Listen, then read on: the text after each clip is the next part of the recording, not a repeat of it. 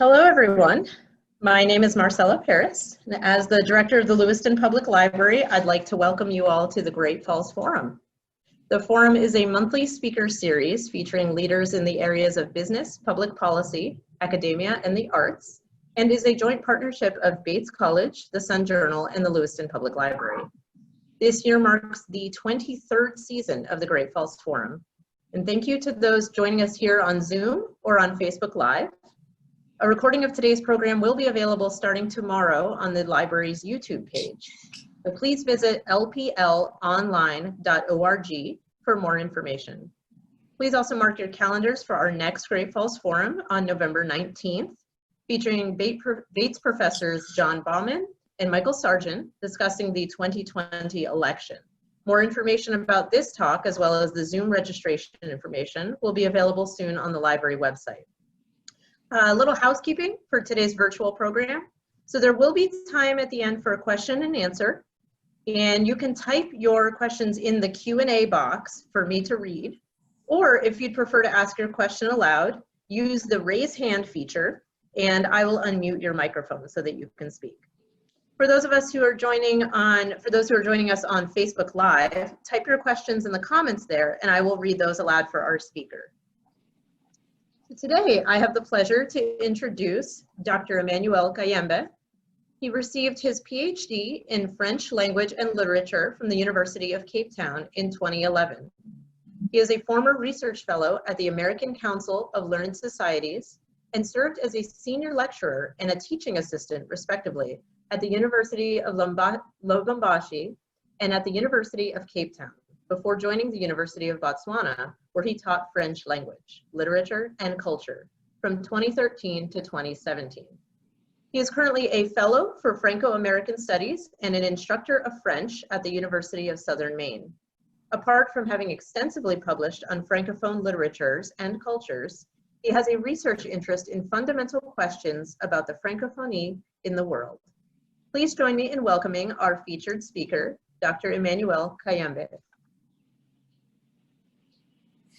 Thank you very much. I want to take this opportunity to thank Sun Journal, Bates College, and Lewiston Public Library for inviting me to this season of Great Falls Forum. Thank you very much. So our topic today is Francophonie, immigration, cultural diversity, and intercultural identities in the United States of America. So before I get into the meat of my topic, I want to briefly define some key terms for us to have a common understanding of the key concepts and terminology. So the first one is Francophonie. What is Francophonie? Francophonie has two meanings. The first one with a lowercase, it's Francophonie, or all people and countries speaking French across the world, and Francophonie with a capital letter.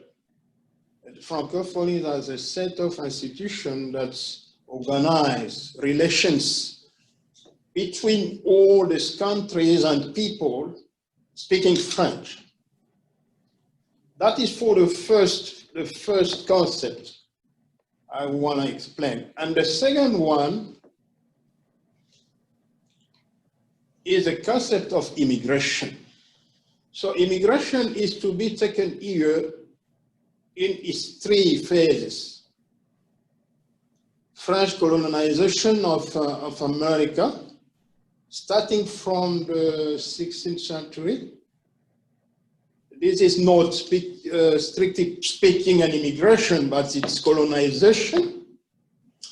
And the second one is the French-Canadian colonization of Louisiana from 1682 to 1769.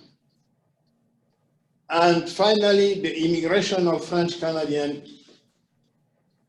at the end of the 9th century and the beginning of 20th century in the United States of America, especially in New England, in Midwest, and in Louisiana. And the last part of immigration is connected to recent immigration of Francophone Africans who drive French-speaking Renaissance in Maine. And the third concept I want to share with you, it's about cultural diversity. So cultural diversity is the existence of a variety of cultural or ethnic groups within the United States of America. So cultural diversity is the quality of diverse or different culture. So it's opposed to the concept of monoculture. So it can also refer to having different cultures respect each other differences. And the last concept I want to define is the concept of intercultural identities. So intercultural identities must be understood as identities interacting in a third place outside of polarities. It's about what is currently happening between cultures, between nations, between people from different cultural backgrounds. And identities is the qualities, belief, personality, looks, or expression that make a person or group. So one can regard the identity as positive or destructive. That is all about concept of my topic. And the second part of my presentation is about diversity as a sign of miscegenation. So diversity in the United States of America is linked to the colonization and immigration history. It can be divided in three categories. The first one is geographical diversity. When it comes to geographical diversity in the United States of America, toponymy can be considered as one of the most important indicators. According to the Encyclopedia Britannica, toponymy can uncover important historical structures about a place, such as the period of time the original language of the inhabitant lasted, settlement history, and population dispersion. Place name study can also provide us with insight to religious change in an area such as the conversion to Christianity. Information about the folklore, institutional conditions, and social conditions of a place can be understood as well. Linguistic information like word and personal names not mentioned in literature can also be found through toponymy. So we can say that toponymy is not an innocent practice. It's a political act through which people can engrave their view, belief, or culture in the social space. All place names uncover history, sometimes a confrontation and memorial struggles. So American place names are often a crossroad of memorial conflicts and at the same time a sign of diversity.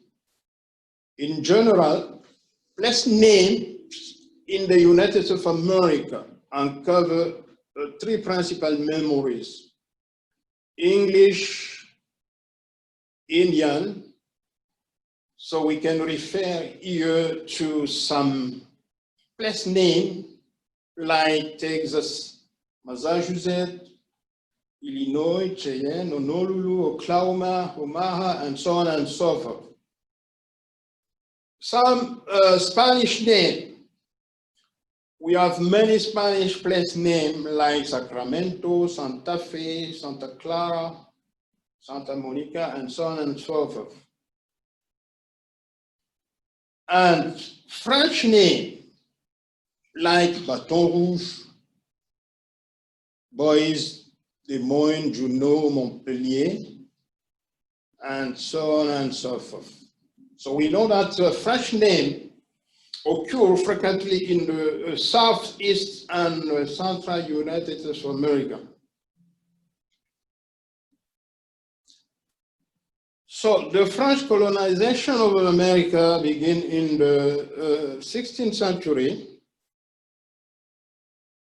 and continued on into the next century as France established a colonial empire in the Western Hemisphere.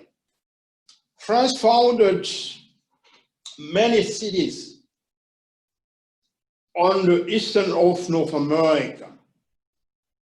A number of cities in Caribbean island and in South America. Most colonies were developed to export products such as fish, rice, sugar, and furs.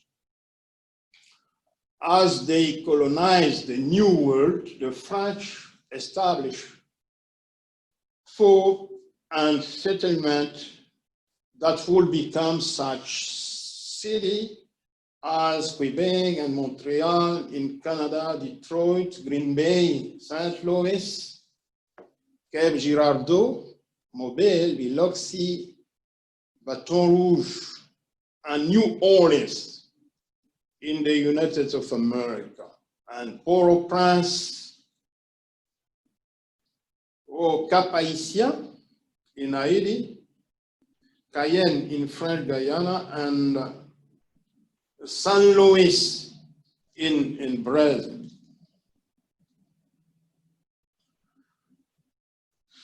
In a book written by a collective of eminent French historians between 1984 and 1996, Professor Pierre Nora explored how and why certain places or events became mutatis mutandis part of collective memory and reveals the intricate connection between memories and history. So it goes on to distinguish between two very different types of symbols in the space. So we have some symbols that are imposed by exploration, and the other that are constructed through the history of people. So we know that in the 16th century, the King of France, Francis I, sent Jacques Cartier to explore the St. Lawrence River and its shore. and Jacques Cartier claimed all the space for the King of France.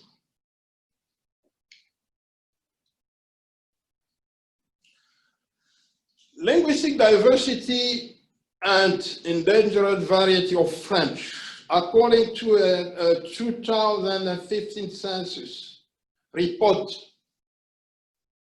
from the Census Bureau, at least 350 languages are spoken in the United States of America.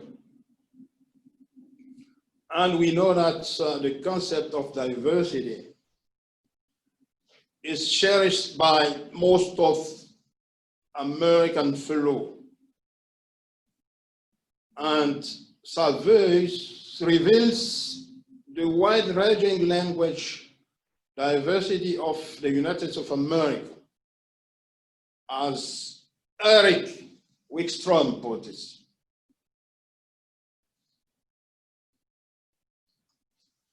So French and endangered variety of French are part of that diversity. Missouri French or Illinois French, called also Popo French, New England French, Acadian French or Chiac, Louisiana French, Muskrat French, French from Michigan and Ohio, Métis French, a mix of French and words from indigenous languages such as Ojibwe and Cree. The dialect is the predominant form of French spoken in New England, apart from Southern French, except in the St. John Valley of northern Aroostook County, where Acadian French is spoken.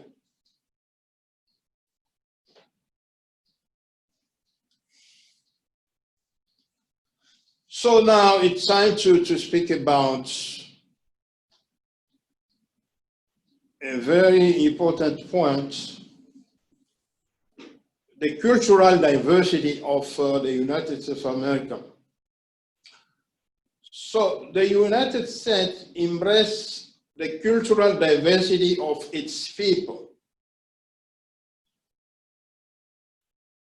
Around 58% of Americans believe that diversity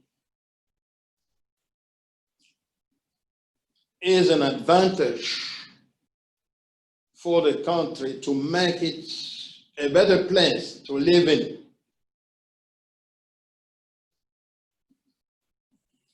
So cultural diversity, along with a shared law for the country they call home, is the essence that brings Americans together.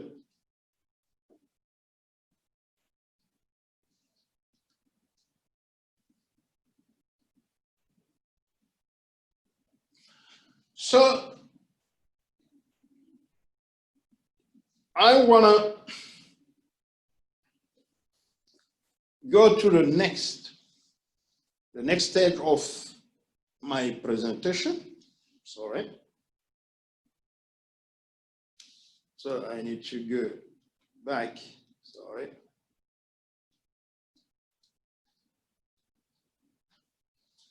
So the next stage is about Francophonie and the failure of diversity conception based on intangible cultural differences.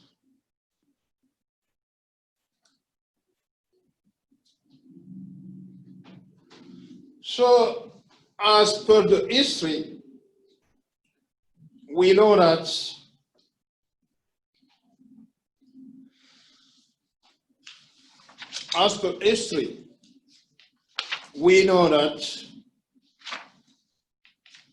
French, Spanish, and English were trying to claim the land for themselves. So we have many conflicts. Sorry about slides, like they are jumping all the time to the end of my presentation. So I was saying that the English, French, and Spanish all wanted to claim North America for their own interest. And cultures were seen as based on intangible cultural differences. And there is a lot to say about cleansing and conflict of memories when it comes to the ownership of the space in America. Naming a place and mapping it was an act of ownership.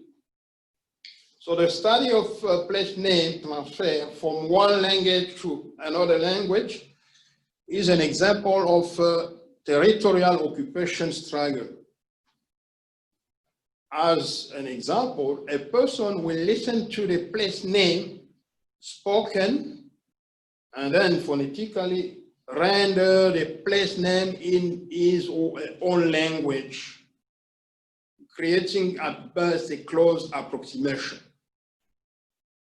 So many of the early North American colonial place names were transferred from native Indian language in this manner. So we can say that phonetics transliteration contributed to a process of deleting memories of the other and keeping alive his own memory.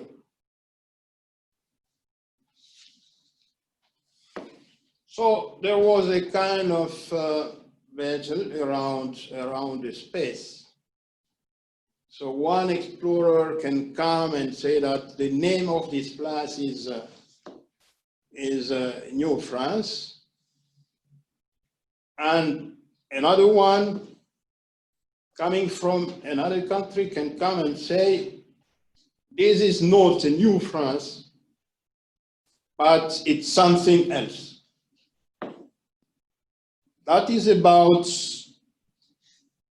the naming and the mapping of the space as an act of ownership.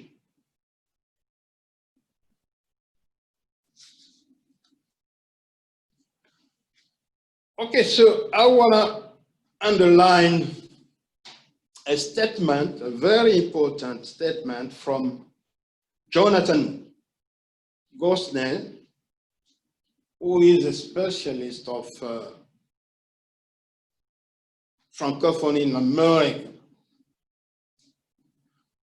France and Frenchness matter in America in a way that more powerful nations and culture do not, as both ally and irritant in the last century. France hold an important part on American consciences. So French Canadians who immigrated in the United States of America created what we call Le Petit Canada, the Little Canada, a place of cultural preservation and community solidarity. So strictly speaking, Little Canada were a place of identity resistance like the other many institutions devoted to the Franco-American survival.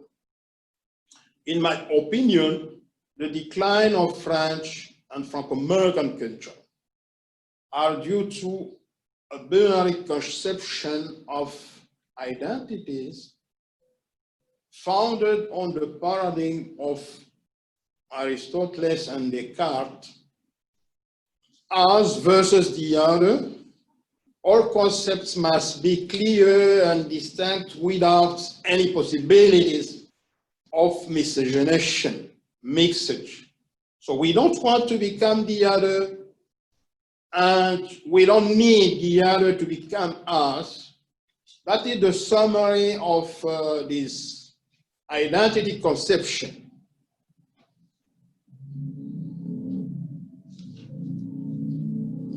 So we know through the very important work of the French philosopher Edgar Morin on the complex thought that which offer the best approach for understanding the current world in all its diversity. There is today an urgency of rethinking identities in a globalized world over the overused notion of cultural difference. So this concept of a cultural difference has generated identity conflict through the world. American versus Franco-Americans, Israeli versus Palestinian, white versus black. In the South Africa apartheid system, for example, Protestant versus Catholics, Christians versus Muslim. So today, there is a need to think all culture across the world like at the same time autonomous and dependent.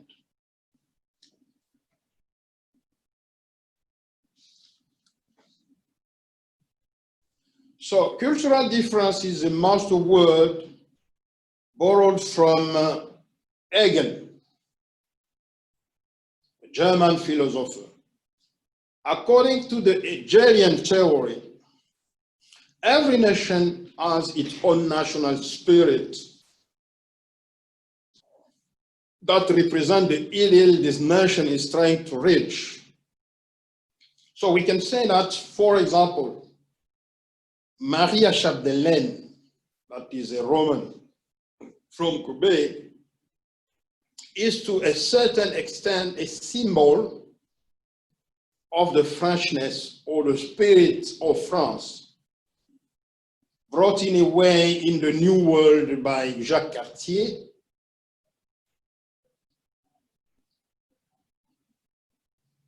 In 1531.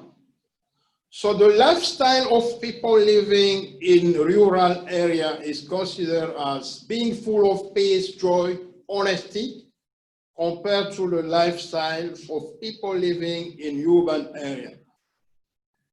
The industrialization of the New England, Novus Mundus, according to Amerigo Vespucci, is stereotyped as a sign of devil activities, an extension of the corruption that remove human being away from honesty, peace, and happiness.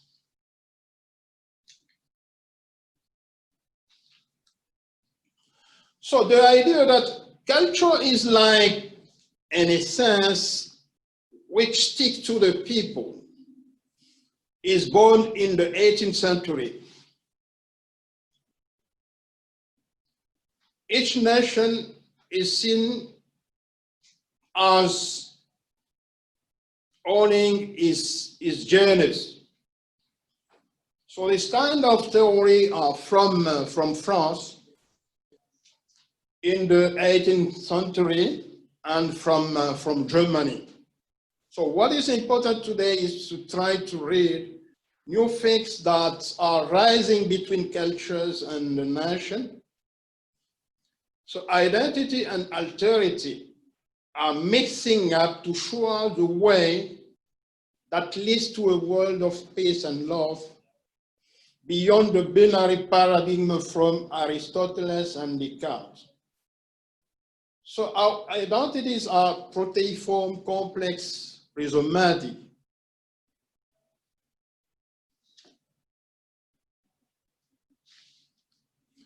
So we need to rethink completely the way we have been seeing identities. They are not essence, but they are something that is changing in contact with other culture. Today we know that French has become a shortcut of this intercultural world. It's no longer a kind of medium of colonization, but a place of hospitality for diverse culture from Europe, America, Asia, and Africa. So we can see French as an intercultural crucible. So we cannot conceive today French in terms of national boundaries, but in terms of a global language that emphasizes border crossing and encourage to meet with others. So there is no longer one French language across the world, but diverse French languages that carry out diverse cultural values from Europe to America, Asia, and Africa. So French is a call to cross limits and to be without borders. It's a complex network of contact and exchange. French is today an intercultural medium, as Francophone writers have managed to inscribe into the heart of a former foreign language the mark of their own cultures. The intercultural of current identities is a new place, a tight place where we are trying to build together a culture of peace outside of identity polarities.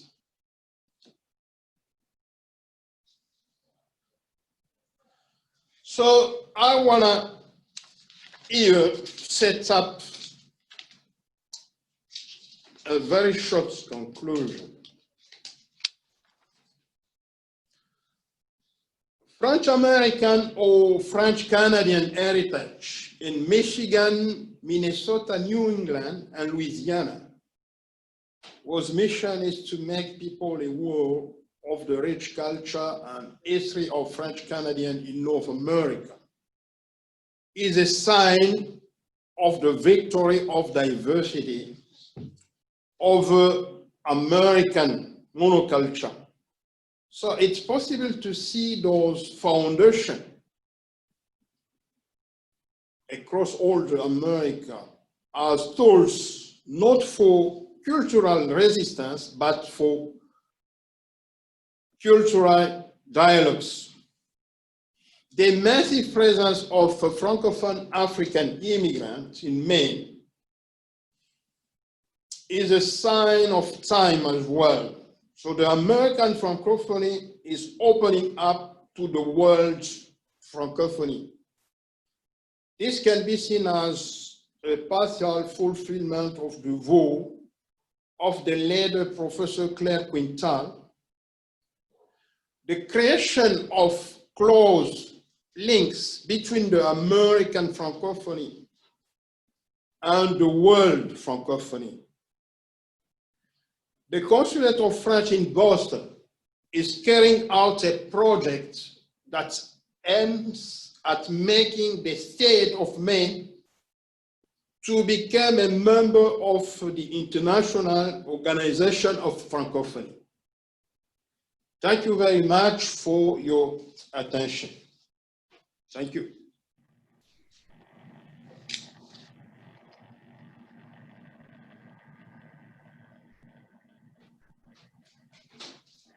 Do we have any questions from the audience? Thank you for the question. I think we do have one question coming in here.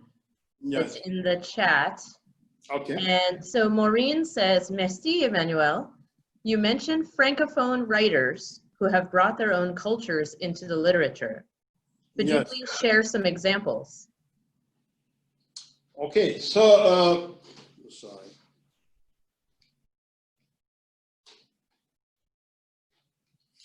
So we have many examples from Africa, from Canada, and from Belgium. We can find in the language, the French used by writers, especially from America, some expression that are, strictly speaking, translation of some aspect of African culture. When you read a writer like Amadou Kourouma, Le Soleil des Indépendances, you will find that the French used by Amadou Kourouma in Les Soleils des Indépendances, it's not a French from Paris, but it's a French that is carrying out some expression from the Malinke language from Africa. So it's possible to see the same through Francophone literature across the world. So they could be from Canada or from Belgium. So we have in literature what we call Belgicism, kind of expression that are not part of French of Paris, but belongs to the regional French from Belgium. Yeah. So we have everywhere, when it comes to literature especially, some expression, some linguistic features we cannot find in the French standard, so the standard French from Paris. So all this kind of ethnic, if we can call them like that, so as an inscription of diversity,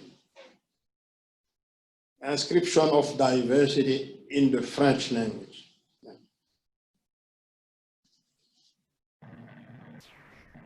We have a comment in the chat from Karen. She says, I really like this way of thinking of cultures as working together rather than it being thought of as being in opposition. Oh, thank you very much for the question. That is very interesting. So there is a conception about identities, like something we should keep, absolutely. So we can't share this with other people. So we call that a concept of cultural difference. Per history, we know that this conception of identities are generated across the world conflict. Black versus white, Israeli versus Palestinian, and so on and so forth. So the new conception of identity is that our identities is not the best identities. Every identity in the world has some weaknesses. So we need to borrow from each other some aspect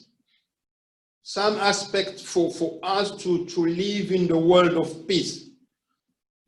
So we can change in contact with others. We need to accept that reality, to accept that identity as something that is changing all the time. We are not the best when it comes to identity, because there are always some aspect of our identities that can distract us. So we need to know that we are in what we can call a safe space outside of differences, outside of polarities. So we are trying to build together a world, a new world, by sharing values from each other, and perhaps by choosing between what we can consider as something that can allow us to live in peace. Yeah.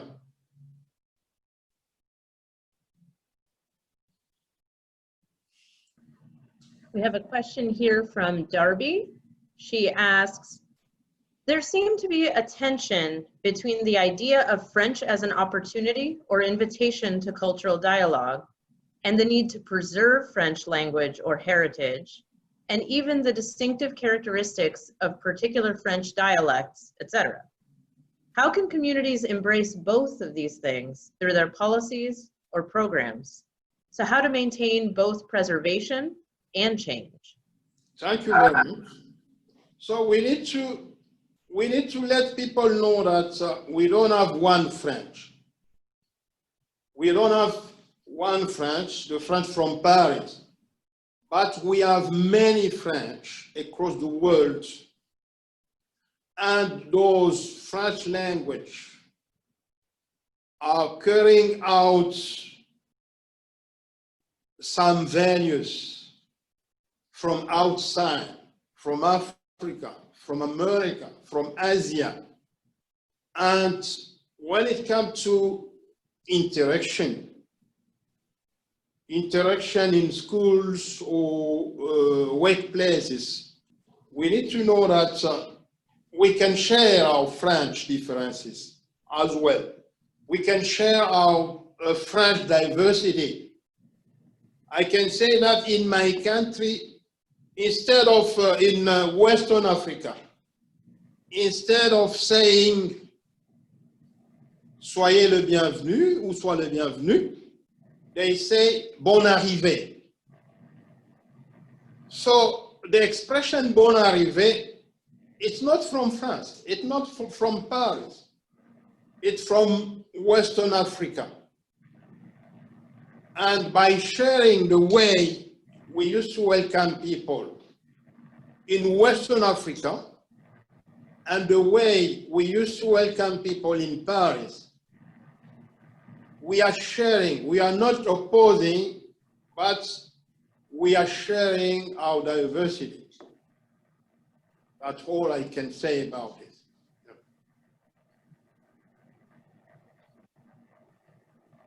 Claire asks, I'm very interested in the idea of the state of Maine joining the International Francophone Organization. Can you speak more about that? Thank you very much. So the project about the link between Francophonie in America and World Francophonie was promoted by the University Laval in Canada around 1980.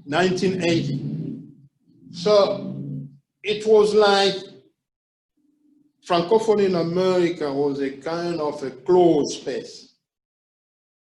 And to promote the Francophonie in America, it was necessary to link it to the other part of Francophonie in the world. So there are some similarities between Francophone history in America and Francophone history in the other part of the world. There is difference as well. French in North America is not an imposed language. It was a native language. But in Africa, it was an imposed language. But through the history, America and Africa needed to set up a kind of appropriation of French in context. So we know that America has produced some French, some regional French that are different from the French from Paris, like the French called Chiac, that is spoken in Acadia, Nova Scotia and New Brunswick. You can find people speaking Chiac. It's Acadian French, like the French spoken in Missouri and called French, Missouri French or Illinois French. We know that those languages are endangered, and we can find very few people speaking those languages. And the mission of the opening of the Francophonie of America to the rest of the world Francophonie is to bring more attention to this endangered French and to allow researchers across the world to work on American Francophonie that is not very well known in the world.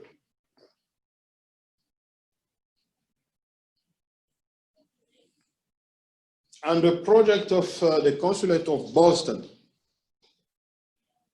is to make the state of Maine to become a member of the International Organization of the Francophonie on the model of Louisiana. That is the project. So we will start some workshop and meeting very soon with the Consulate of France in Boston to see if it's possible to promote the teaching of French in bilingual schools around the state of Maine.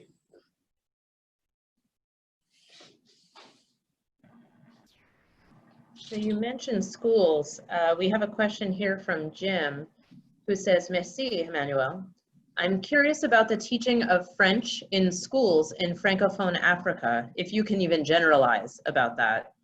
Is there a sense of proper or Parisian French versus a less quote unquote proper local version of French? Or is there a validation of local French? Thank you very much for this interesting question. When it comes to the teaching of French in Africa, in the classroom, we always have the official French that is used in administration of Francophone countries in Africa. And we teach also about varieties of French. French for Western Africa and French sometimes for other parts of the world from Louisiana. So there is no opposition, but it's a kind of complementary teaching of French to show the richness of diversity that is inscribed in the French language.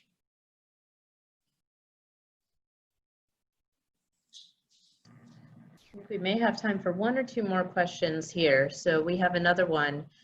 Do you think the population of French Canadian speakers in Maine helps to draw African French speakers to the state? How do you see these two French-speaking communities interacting and integrating in Maine? Thank you very much for the question. So I know that the massive presence of Francophone African immigrants in Maine as a sign of time as well.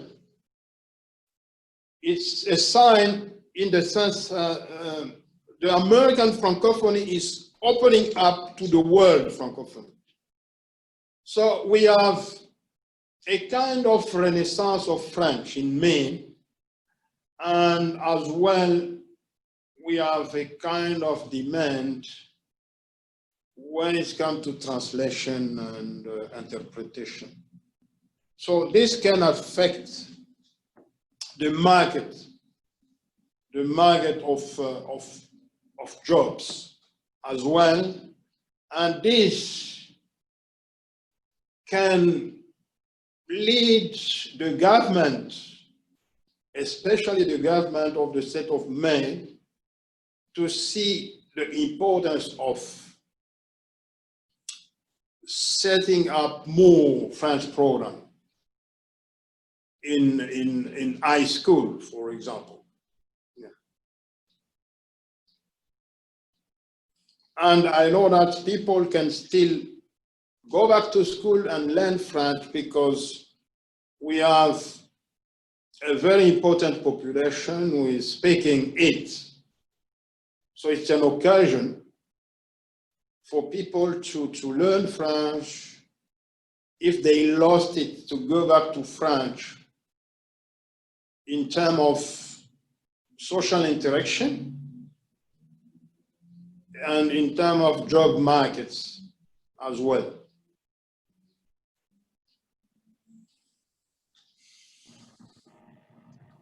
I think we have one more question here that came in the chat. Odette asks, what are the similarities between the decolonization of Africa in French literature and the social changes happening right now in the United States? Okay, thank you for the question. I can say that colonization was something that was imposed to Africans. It was not chosen by Africans, but imposed. So people coming from abroad just brought in Africa some values, deleting all African customs and setting up their own as the best cultures. So it seemed like this kind of spirit is at work in America.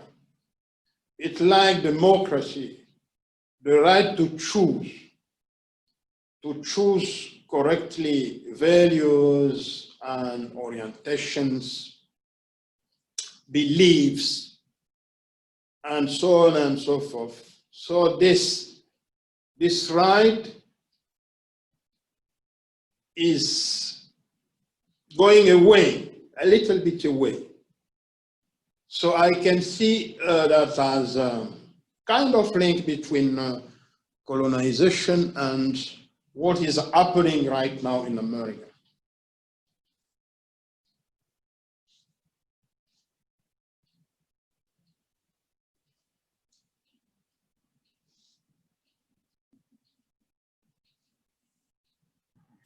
So it looks like we are just about at time.